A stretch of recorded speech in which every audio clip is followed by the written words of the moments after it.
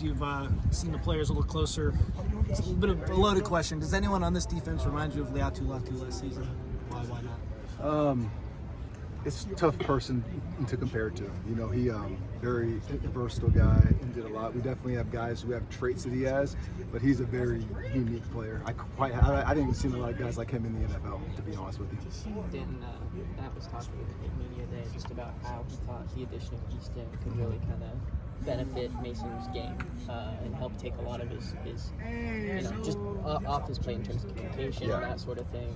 How do you see that relationship working together and how close they are? They've been working great together, going all the way back to the spring. I feel like they both make each other better. They both challenge each other. They've both been playing in both spots to make sure they learn the entire defense. But I just think, you know, having another guy out there that you're competing with every single play, you've seen both of them raise their play. Coach, tackling was a huge issue for the team last year. What coaching points have you emphasized during this camp? I mean, we've been emphasizing it going back into spring. You know, just the type of tackles. And again, all you can really do is you point it out, you coach it, and then you keep on emphasizing it. You keep on coaching it.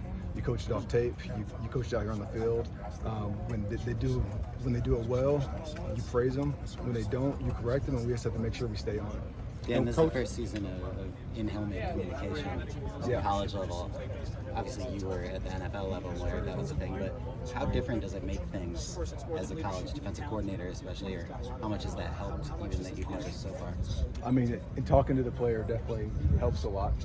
Just the information that you're able to give him, and so we've been doing it all camp. We did it some in the spring, and it's helped us a lot so far. For me, like you said, in the NFL, it's what I've been accustomed to. So last year was a big adjustment. So this year's been a little bit easier, but you know, we'll still do a combination of both as far as using the headset and still using hand signals as well. Is Easton generally the guy wearing the green dot?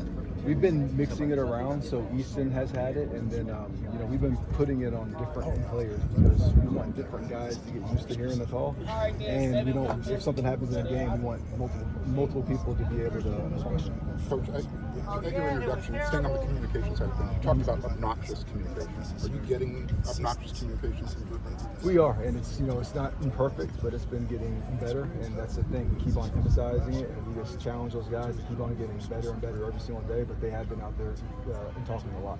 Is it more about pre-recognition during the play, after? Where are you challenging them to improve that? Everything, you know, from the tight end location to where the back's at, to the splits. All that stuff's going to help somebody. What's the down and distance? What's the personnel? What's the situation? So we're not just out there and playing blind. And then obviously relaying the call, the checks, the communication, making sure that we're all on the same page. You feel like you've learned anything new about these guys the past couple days and pads? Yeah, just really seeing what these guys can handle. I'd say this is probably the biggest install that we've had. So just, you know, trying to stress these guys and seeing how they handle it, and I've been impressed with them so far. Complexity has been one of the hallmarks of the Rex Ryan defense. How have you simplified your approach towards defense for these players? You know, we try to emphasize the fundamentals, technique, and we try to teach in concepts. And once you learn the concepts and you think about it like that, we can do a lot of different things, and it kind of simplifies your world. So we try to do that the best we can. And then what buzzwords, what keywords have you been emphasizing this offseason? When you say buzzwords, in terms of like effort, discipline, communication? Same three: obnoxious communication, shocking effort, and attack. Coach, process is when you came in as far as how you wanted practices to be structured on the defensive side, like working with Lincoln Riley or Matt Nance, who was the head coach too. Just what kind of periods or things you would want to see from the defense in practice? The first thing was obviously learning how USC practices, and then Coach Riley's been great as far as taking input from other people on staff. And there's small tweaks we made here and there that we felt like would help us more, especially going into the Big Ten. And then there's also some things we had to adjust to that's making us better in coaches as well. Coach, right here, over the last few months, you've gotten a chance to see more of Marquise Gallegos being part of this squad. What did you learn from him, and what have you seen like throughout his development from spring till now? He's not afraid to tackle. You know, he's done a lot of good things out there on the field, but the one thing that stuck out is he will put his nose in there. He's not afraid of contact. Thank you. All right, thank you guys.